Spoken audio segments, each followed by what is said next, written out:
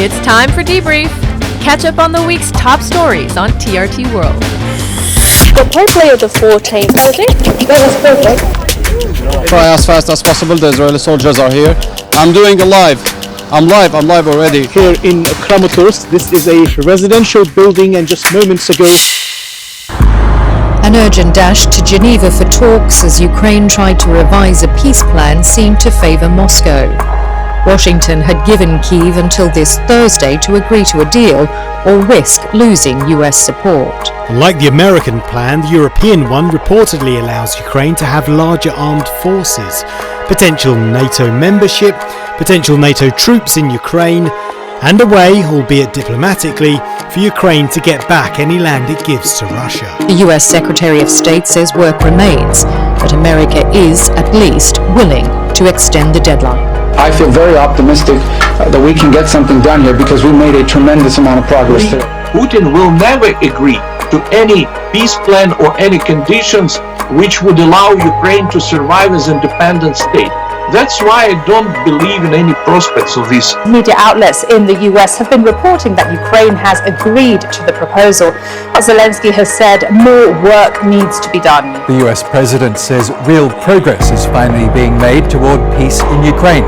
So much so, he's sending his special envoy Steve Witkoff to Moscow for talks with Vladimir Putin. Russia does not officially confirm anything, and this is also a positive signal because Russia follows within the framework of traditional diplomacy. we started with Russia. We're having some talks with Russia. Ukraine is doing well. I think they're pretty happy about it. The US president may say peace feels close. For others, the more talks over it continue, the further away it seems. While Donald Trump praised supposed progress in negotiating an end to the war in Ukraine, the war itself shows little sign of abating. Both Russia and Ukraine have carried out what are being described as massive attacks on the other early on Tuesday. It seems that the number of drones that are flying into Kramatorsk, that number has increased.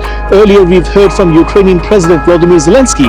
He said that the government is expecting Russian drone attacks to increase. I can't believe that negotiations take place and so many people died here today. I just don't have any faith. I hate this as much as a person can hate. Russia has watered down expectations that a peace deal is near. Moscow says it won't make any big concessions to end the nearly 4-year-long war. And that's after a leaked recording of a call involving US envoy Steve Witkoff revealed that he advised Russia on how to deal with Donald Trump. Some things are fundamental, and overall we see that the American side takes our position into account, which was discussed both before Anchorage and after Alaska. At some point, we absolutely need to sit down and seriously discuss specific issues. When it comes to concessions and what both sides are ultimately willing to accept, the distance between Moscow and Kyiv still seems vast.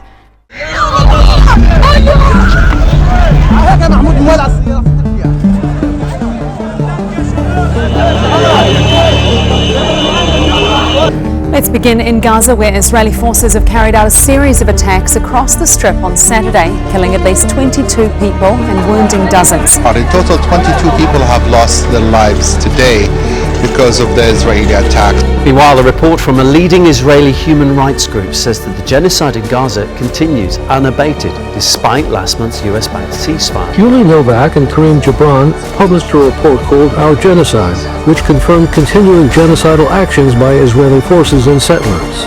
The conditions that enable us to get to where we are, that enable Israel to commit the most extreme form of violence that can be conducted against people, a genocide, are still in place and probably got even worse than where we were 2 years ago. And while the humanitarian crisis in the enclave continues, the controversial US Israel-backed Gaza Humanitarian Foundation has wrapped up its operations after 5 months, with the UN saying that over 1,000 people were killed trying to get food. There's also been a call for urgent reconstruction from the UN's Trade and Development Agency, warning of a total economic collapse in Gaza. Israel is moving forward with a plan to build a new illegal settlement in the occupied West Bank. It's expected to include 9,000 housing units for more than 50,000 Israeli settlers on the land of the former Kalandia airport north of occupied East Jerusalem. Cohen Barr says the Israeli government is advancing this plan while international attention is fixed on Gaza. The war was good time to the violence, the settlers' violence in the West Bank. Here in Jerusalem, it is a state violence against Palestinians, taking the land from them and building a lot of settlement. Israel has launched one of its largest military raids in the occupied West Bank, sending in troops, armored vehicles, and attack helicopters. It's calling it a counter-terror operation. Palestinian authorities have confirmed around 24 residents being arrested. Movement of ambulances has been restricted. Schools and workplaces have been closed. Let's go to the occupied West Bank city of Tubas and speak to Mohammed Al-Wan. Out? Okay, yeah, we're leaving. Adnan, the Israeli soldiers are preventing us from covering what's happening in Tubas. As was reported by the Red Crescent this morning, that many Palestinians were beaten brutally by the Israeli forces while the Israeli forces were storming their houses. Now we're trying to leave the area as fast as possible. So the because of the Israeli soldiers. So it's part of a plan of imposing control and ethnic cleansing and take over the West Bank slowly. The brutal attacks were launched yesterday in Jenin and Nablus, and new military tools were used against the Palestinians. Aircraft used missiles yesterday against the Palestinians. When the settlement arrived in the 1980s, pressure to leave began. Since 2002, settlers have attacked our home, thrown stones, tried to burn it 3 times, and even attempted to buy it. More shots, more stories with the news in brief. On Monday, the Trump administration said Venezuela is home to a narcotics network called the Cartel de los Soles, and officially branded it a foreign terrorist organization, despite doubts the cartel even exists. Washington claims it's run by Venezuelan military members and headed by President Nicolas Maduro. Caracas calls that a new and ridiculous lie, and there's still no public evidence tying Maduro to any drug network. The move comes as U.S. forces continue deadly strikes on small boats in the Caribbean, actions the White House frames as part of a wider drug war. American military assets are building up in those same waters, running drills with Trinidad and Tobago. The new terror designation gives U.S. agencies broader authority to hit anyone the Trump administration sees as part of the so-called cartel.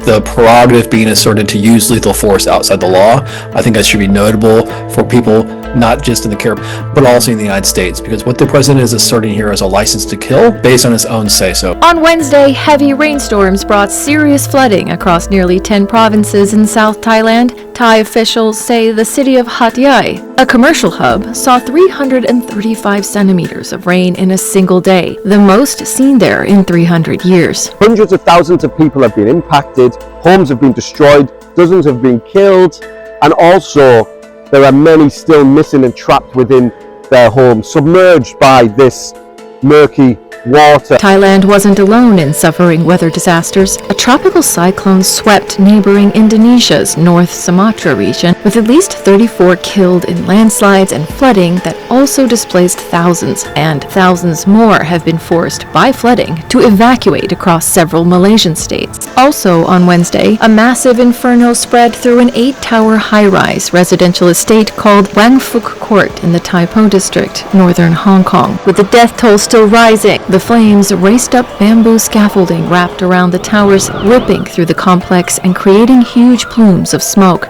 More than 700 residents were forced into emergency shelters. Hundreds are also missing. The centuries-long use of bamboo scaffolds there is now in question. 8 people have been arrested, with links to a construction company accused of gross negligence. The days ahead would be tense in the semi-autonomous Chinese territory, as residents raise urgent questions about safety in its many crowded buildings. And the fighting in Sudan's West Kordofan continues. That's despite the Rapid Support Forces announcing Monday a unilateral 3-month truce. On Tuesday, a U.S. attempt to get the warring parties to accept a ceasefire plan was rejected by both sides. The Sudanese army says it beat back a major RSF assault on the city of Baba Nusa, a strategic military hub that's been under siege for more than a year. Had it fallen, the RSF would have effectively secured all of West Kordofan and a crucial land corridor into Darfur. For now, the army says that threat is under control, but independent verification is scarce. Front lines are fluid, and the rest of the week saw UN-reported atrocities continue to drive thousands of civilians to flee in fear. And on Thursday, Turkish President Recep Tayyip Erdogan welcomed Pope Leo XIV to Ankara. It was the start of the pontiff's first foreign trip since his election. They talked Turkey-Vatican relations and other global issues, including the situation in Palestine.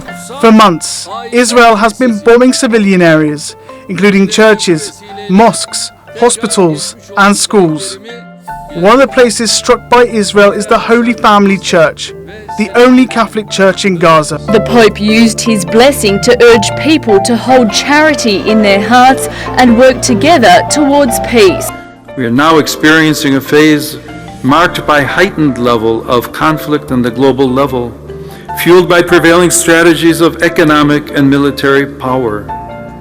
This is enabling what Pope Francis called a third world war fought piecemeal. We must in no way give in to this. The future of humanity is at stake. And we bring you a taste of our programs. This week, it's Africa Matters. For many years, gunmen have attacked villages, schools, mosques, and churches. But in recent weeks, the number of abductions has been on the rise. Now, on 17th November, gunmen abducted 25 girls from a boarding school in a Kebbi state. A student managed to escape the attack. After more than a week, the government announced that the remaining 24 students had been freed. 4 days later, more than 300 students and 12 teachers were abducted from Niger State in one of the biggest mass kidnappings in Nigeria's history. More than 200 students and staff are still missing. On the 23rd of November, 13 teenage girls who were working on a farm were kidnapped by a Boko Haram faction known as ISWAP in Borno State. A day later, 11 people and several children were kidnapped from Kwara State. Now, Nigerian President Bola Tinubu wants the number of police tackling kidnapping to be raised to 50,000. He ordered the withdrawal of officers from VIP guard duties for redeployment to conflict zones. In this year's budget, the government is planning to allocate nearly $4 billion for defense and security. But many think this is too little, too late. I felt betrayed. I felt like our governments are not doing the right thing. I feel like they are not taking us important.